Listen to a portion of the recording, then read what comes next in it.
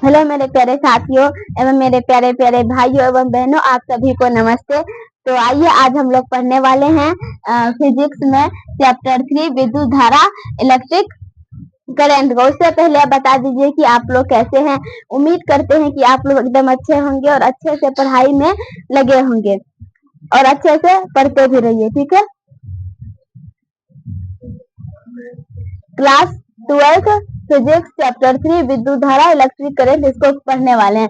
सबसे पहले तो जो ये विद्युत है, आवेश, विद्युत, चैप्टर का नाम ही है विद्युत धारा। सबसे पहले हम समझेंगे कि विद्युत विद्युत क्या होता है। आखिर जो विद्युत है, आवेश तो कैसे क्या हुआ, कैसे आया, उसके बारे में। सबसे पहले जो ये विद्युत है, आवेश, सबसे पहले ग्रीस के वैज्ञानिक थे मिल्टेस। ग्रीस के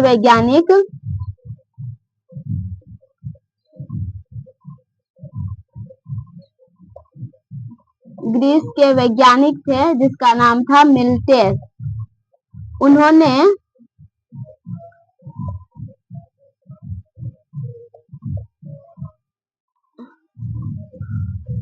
ग्रीस के वैज्ञानिक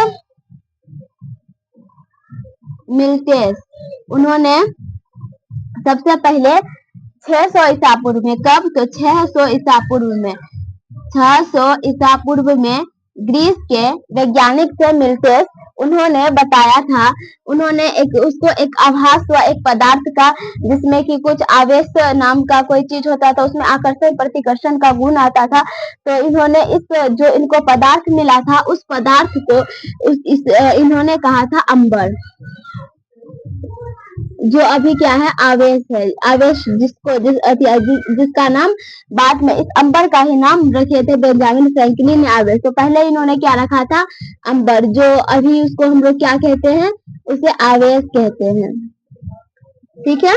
तो सबसे पहले जो विद्युत आवेश नाम का कोई चीज था, सबसे पहले 600 ईसा पूर्व में ग्रीस के वैज्ञानिक थे मिल्टेस, उन्होंने एक पदार्थ की खोज की थी जिसे अंबर नाम दिया था, जिसको हम लोग अभी आवेश कहते हैं। उसके बाद ऐसे ही रिसर्च आगे चली, तो फिर बेंजामिन फ्रैंकलिन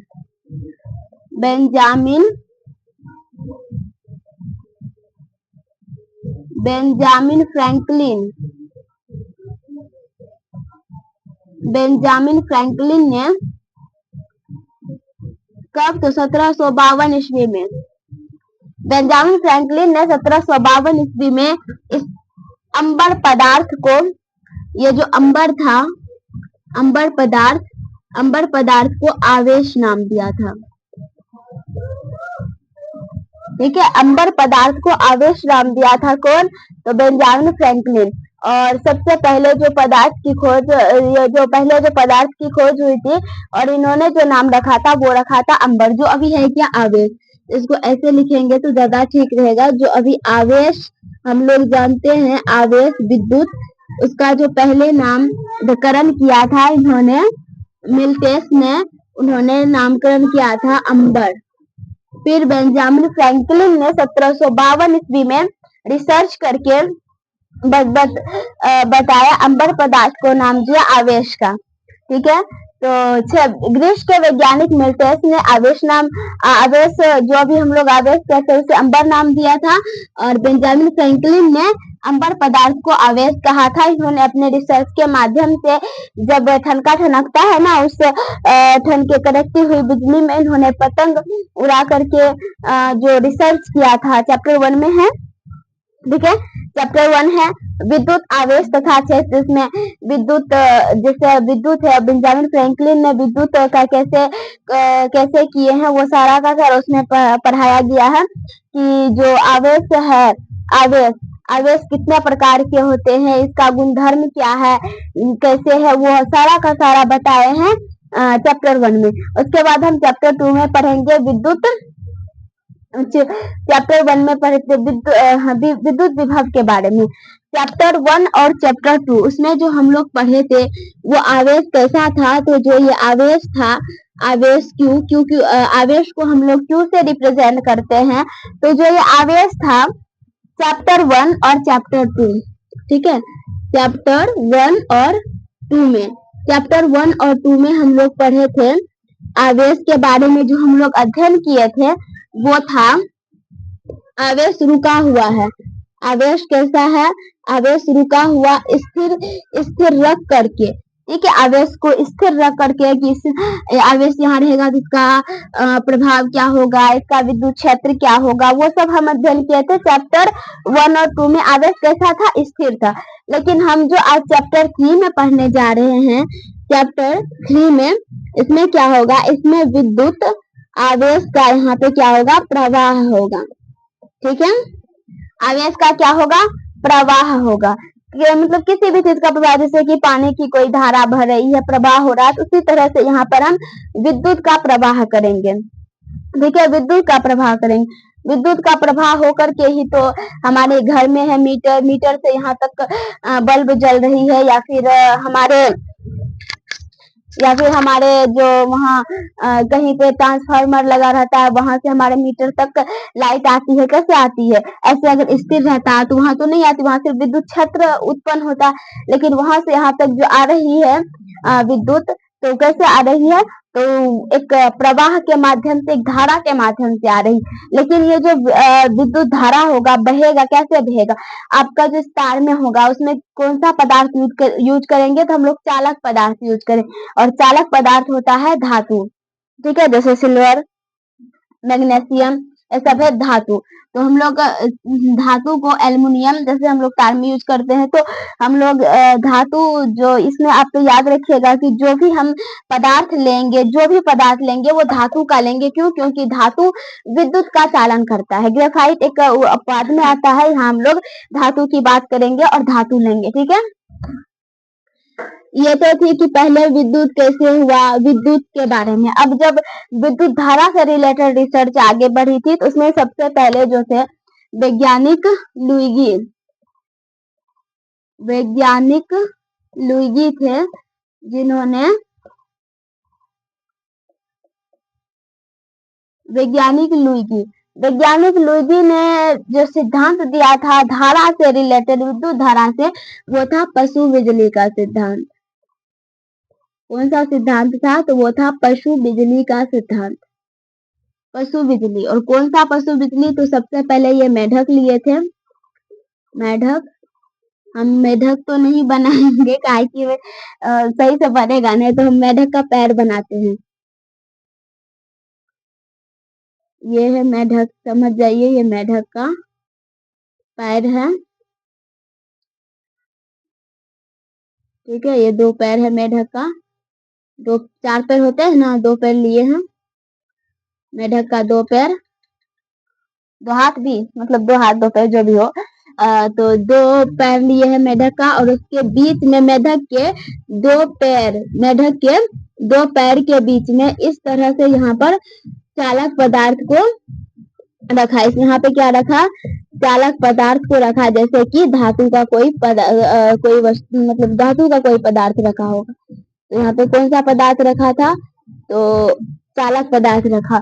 जब चालक पदार्थ रखा, बिजली, तब यहाँ पे क्या हुई कि बिजली थोड़ा सा यहाँ, मतलब मेढक के पैरों के बीच जब चालक पदार्थ को जोड़ा गया, तो इसके मेढक के पैरों में कंपन हुई, मतलब इसमें लगा कि इसमें बिजली का झटका हुआ।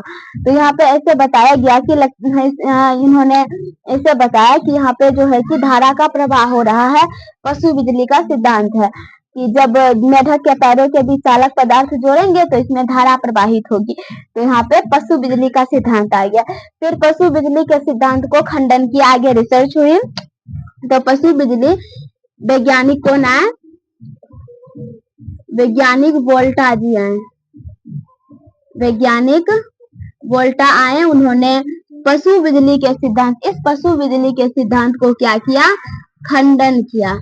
पशु बिजली के सिद्धांत को खंडन किया और उन्होंने अपना सिद्धांत दिया। उसके सिद्धांत के अनुसार उन्होंने एक एक्सपेरिमेंट किया था, वो हम अभी बनाते हुए बोलेंगे, और आप लोग उसको बाद में अगर लिखना होगा तो लिख लीजिएगा। उन्होंने सबसे पहले एक जार लिया, बर्तन, उसमें कुछ रासायनिक पदार्थ डाला, जिसे हम लोग कहते हैं विद्युत अवघट्य।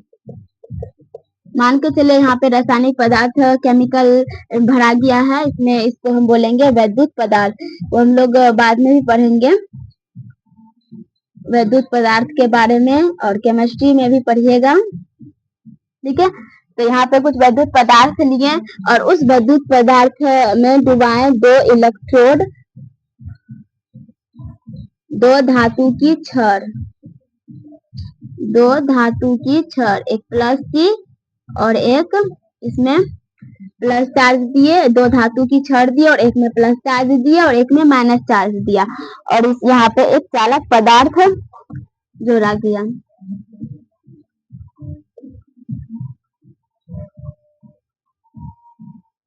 क्या जोड़ा? तो चालक पदार्थ। जब इसमें चालक पदार्थ जोड़ा गया और वैद्युत अपघट्य यहाँ पे लिया।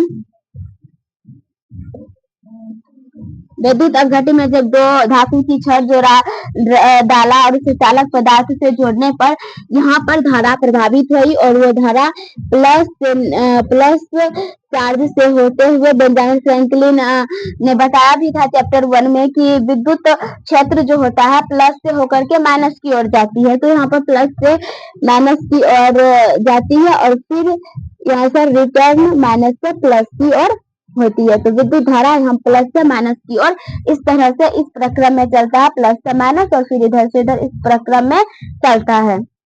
ठीक है, तो फिर इन्होंने इस एक्सपेरिमेंट के माध्यम से आप लोग लिख भी सकते हैं कि वैद्युत अपघट्य में जब दो धातु की छड़ को वैद्युत अपघट्य में डाला गया और एक में पॉजिटिव चार्ज और एक में नेगेटिव चार्ज को दिया गया और उसे एक चालक पदार्थ से जोड़ा गया, तो इसमें धारा प्रभावित हुई प्लस चार्ज से माइनस चार्ज की ओर।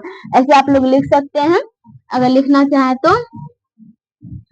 उसके बाद इस एक्सपेरिमेंट के माध्यम से उन्होंने बताया और इस पशु बिजली के सिद्धांत को खंडन किया।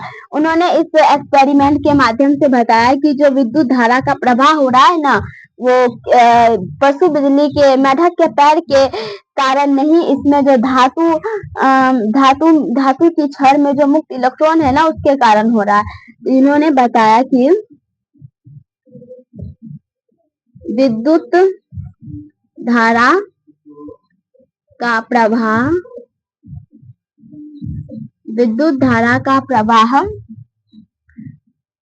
धातु में उपस्थित मुक्त इलेक्ट्रॉन के कारण होता है।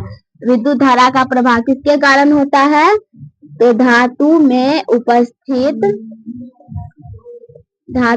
उपस्थित मुक्त इलेक्ट्रॉन के कारण। मुक्त इलेक्ट्रॉन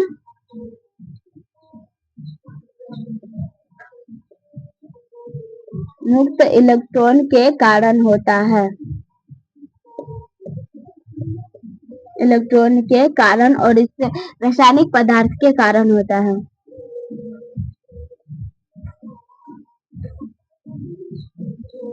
और इस माध्यम से इन्होंने विद्युत सेल का निर्माण भी किया। इस एक्सपेरिमेंट से उन्होंने विद्युत सेल का निर्माण किया।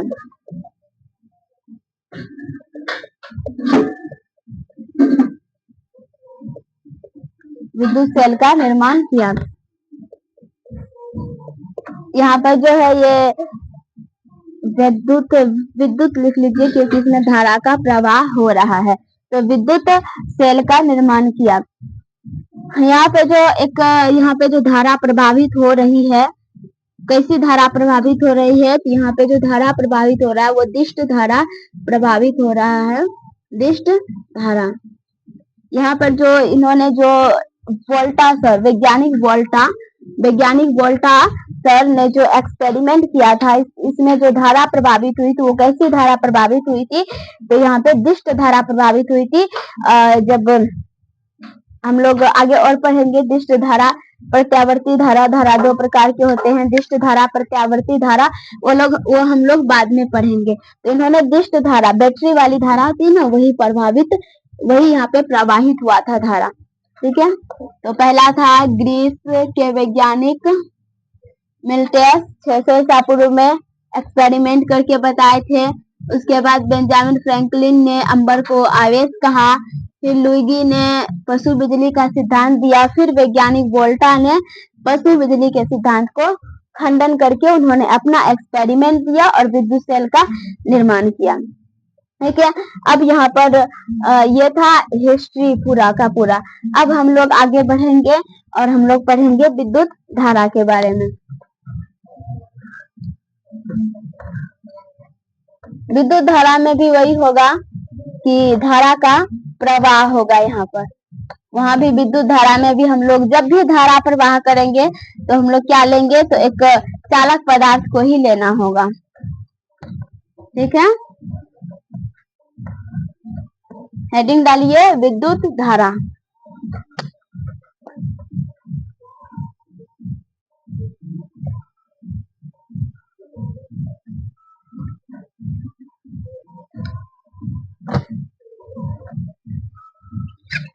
विद्युत धारा इलेक्ट्रिक करंट।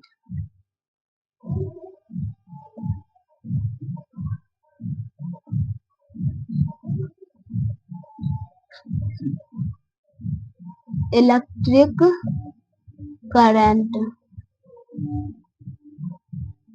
विद्युत धारा इलेक्ट्रिक करंट क्या होता है, तो हम लोग इसमें लिखेंगे चालक के किसी बिंदु से चालक पदार्थ ही लेना है, उनकी धारा प्रवाहित करनी है, धारा प्रवाह करनी है। ठीक है, तो चालक पदार्थ के किसी बिंदु से जैसे कि चालक पदार्थ जैसे हम कोई चालक पदार्थ लेंगे तो उस चालक पदार्थ के किसी बिंदु से एकांक समय में प्रवाहित आवेश, एकांक समय में 1 सेकेंड में, जैसे हम एकांक समय में जैसे विद्युत प्रवाह से भी हम बोल सकते हैं विद्युत प्रवाह की दर को, कितने समय में कितना धारा प्रवाहित हुई, तो वही होगा यहाँ पे विद्युत धारा। तो ऐसे भी हम लोग परिभाषा बन सकता है कि विद्युत प्रवाह की दर को विद्युत धारा कहते हैं, या हम लोग ऐसे लिखेंगे 10 क्लास में हम लोग पढ़े भी हैं कि विद्युत प्रवाह की दर को क्या कहते हैं, विद्युत धारा कहते हैं। और अभी हम लोग पढ़ेंगे कि चालक, वो भी परिभाषा सही है, वो भी लिख सकते हैं, या फिर ये लिखिए चालक पदार्थ के किसी बिंदु से, चालक पदार्थ के किसी बिंदु से एकांक समय में प्रवाहित आवेश, एकांक समय में प्रभावित आवेश को विद्युत धारा कहते हैं, विद्युत धारा कहते हैं। अब हम लोग इनका फॉर्मूला लिखेंगे। ठीक है, विद्युत धारा को हम किससे रिप्रेजेंट करते हैं, तो यहाँ पे लिख लीजिए विद्युत धारा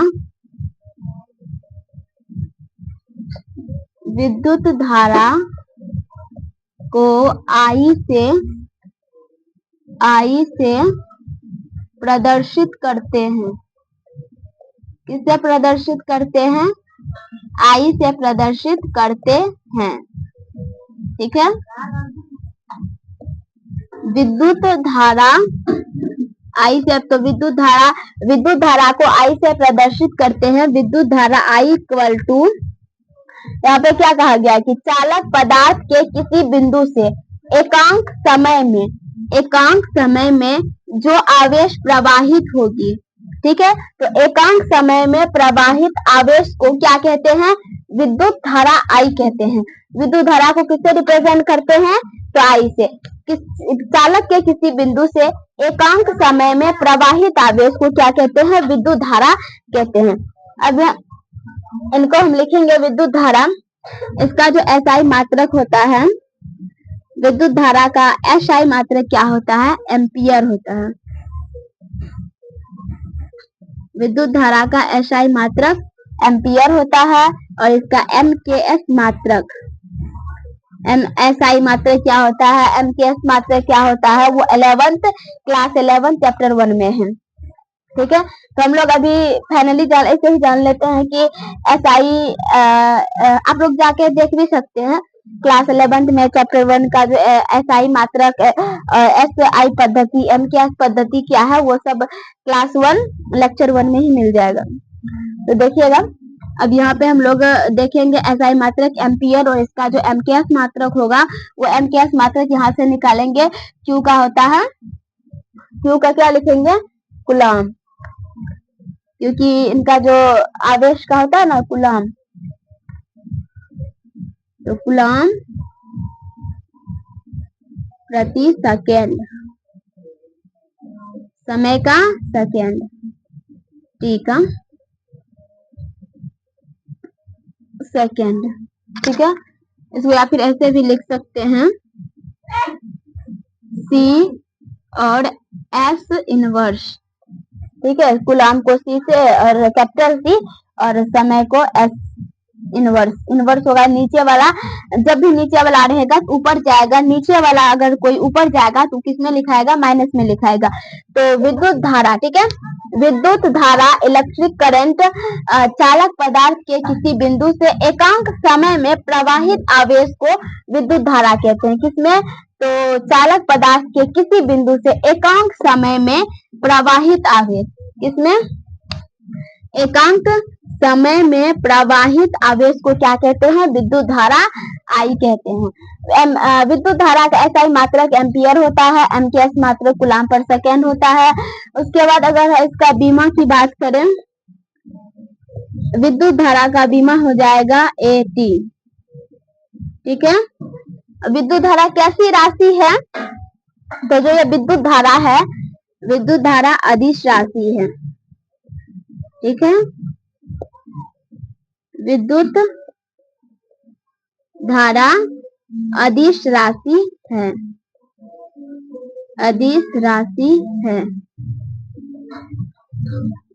अभी आप लोग का सवाल होगा, जब हम आगे बताएंगे तो आप लोग का सवाल होगा कि अदिश राशि कैसे है। ठीक है, जैसे कि हम यहाँ पे एक इसको समझाने के लिए, जैसे यहाँ पे हम एक चालक पदार्थ लेंगे,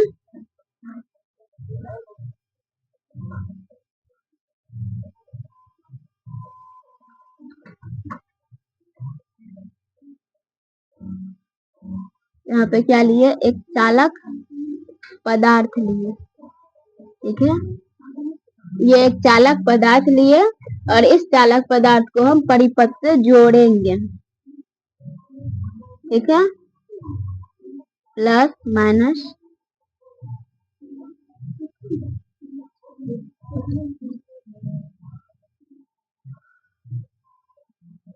ठीक है, तो चालक पदार्थ को हम क्या करेंगे, इस चालक पदार्थ को परिपथ से जोड़ेंगे।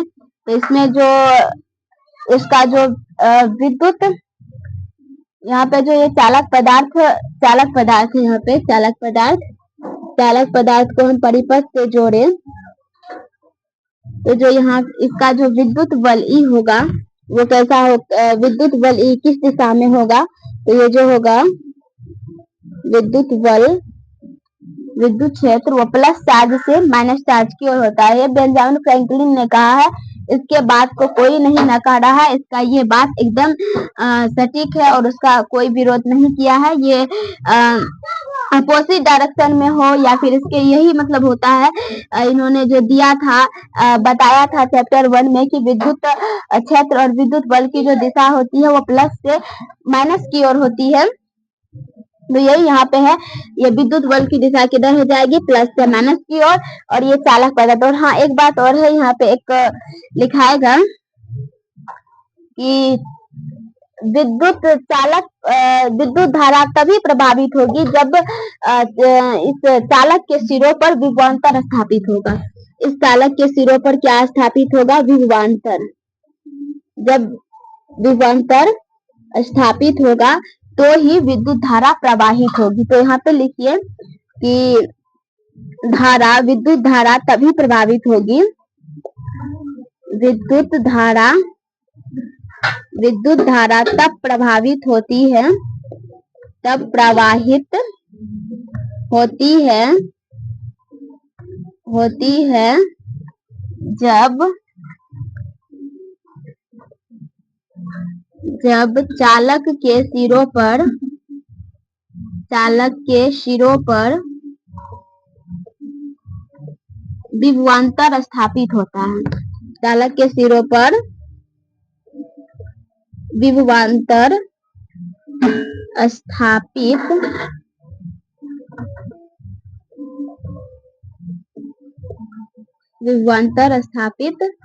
होता है। ठीक है।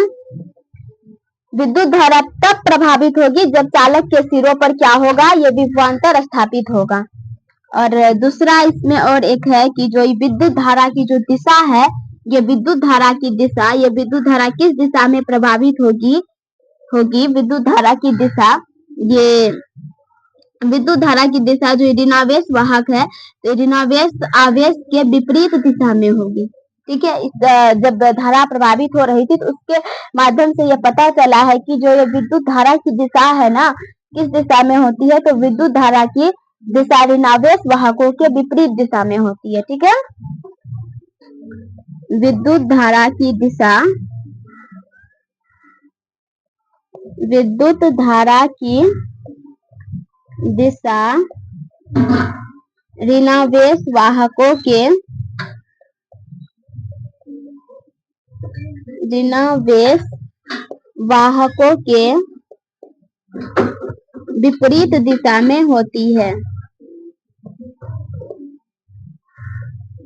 विपरीत दिशा में होती है।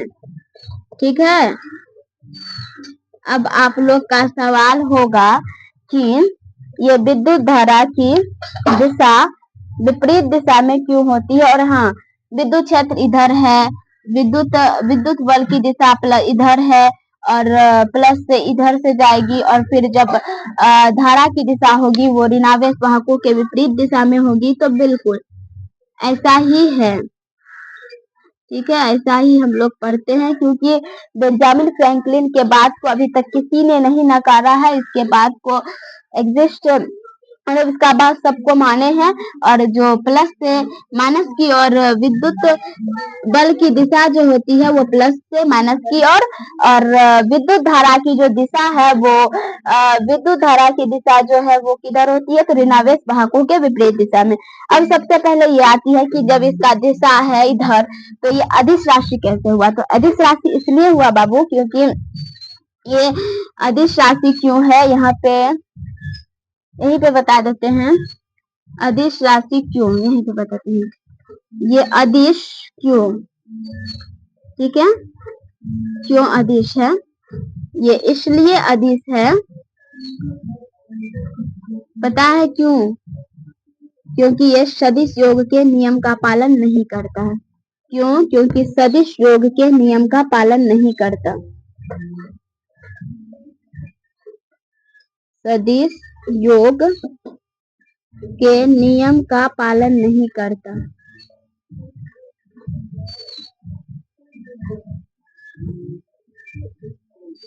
सदिश योग नियम पालन नहीं करता, तो ये क्या करता है, तो ये बीजगणितीय योग को फॉलो करता है। ये क्या करता है, बीजगणित योग है। क्यों, इसलिए क्योंकि ये बीजगणितीय योग नियम फॉलो करता है।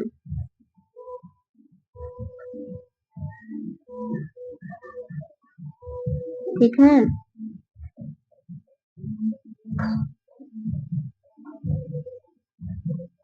अदिश राशि क्यों है, यहाँ तक आप लोगों का कोई सवाल मेरे ख्याल से होगा नहीं। तो एक होगा कि ये अदिश राशि क्यों, क्योंकि ये सदिश योग के नियम का पालन नहीं करता। सदिश योग जो होता है रूट अंडर, ये जो सदिश योग होता है वो कैसा होता है, यह तो मतलब आगे क्लास में और 11th क्लास में भी है सदिश योग। तो सदिश योग का नियम का पालन ऐसे बीजगणित योग, जैसे कि अगर हम यहाँ पे समझा रहे हैं, जैसे कोई धारा है आई, जैसे यहाँ पे है 4 एम्पियर, 3 एम्पियर और 4 एम्पियर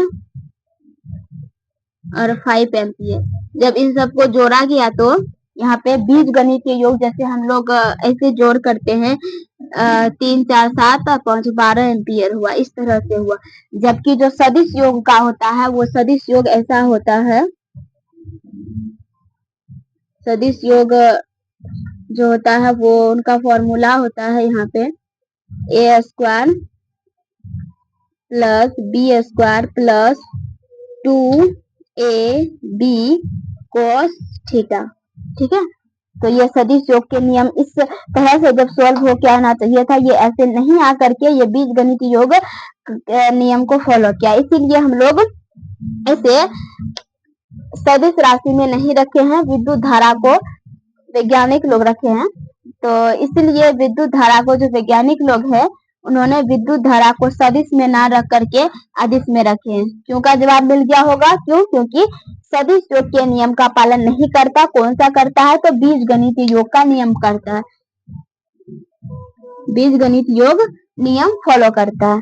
ठीक है, आज हम लोग इतना ही रखते हैं। पहले की सबसे पहले हिस्ट्री बताए थे कि किस तरह से आवेश आया, फिर किस तरह से अंबर आया, अंबर की खोज किए थे, फिर अंबर को फिर आवेश नाम रखा गया। उसके बाद फिर धारा से रिलेटेड कि पशु बिजली का सिद्धांत आया। पशु बिजली के सिद्धांत के बाद फिर वोल्टा सर ने दिष्ट धारा बनाया था। फिर उसके बाद धारा यही से धारा प्रभावित होने लगी, विद्युत धारा का प्रसार चलने लगा। तो फिर जो है कि जब प्रसार चलने लगा, विद्युत धारा नाम की भी कोई चीज होती है। इसके बाद एक्सपेरिमेंट आगे बढ़ती गई और हम लोग भी आगे बढ़ते जाएंगे। ठीक है, तो यहाँ पे है विद्युत धारा सबसे पहले। तब यहाँ पे विद्युत धारा क्या होता है? तो विद्युत धारा जो होता है वो चालक पदार्थ के किसी बिंदु से एकांक समय में प्रवाहित आवेश को क्या कहते हैं? तो विद्युत धारा आई कहते हैं।